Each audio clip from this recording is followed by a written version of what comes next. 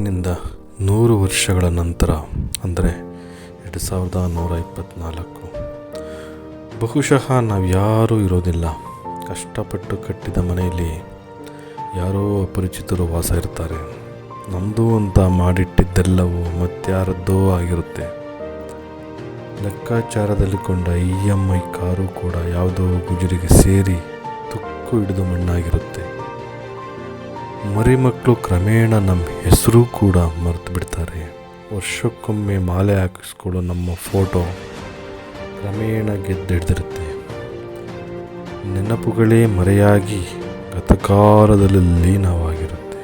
ಒಂದು ಕ್ಷಣ life pass ಮಾಡಿ ನೋಡಿದಾಗ ಅನಗತ್ಯ ವಿಷಯಗಳಿಗೆ ತೀರಾ ತಲೆ ಕೆಡಿಸ್ಕೊಂಡು ಬದುಕ್ತಾ ಇದ್ದೀವಿ ಅನಿಸ್ಬಿಡುತ್ತೆ. ಅದು ನಿಜ ಕೂಡ.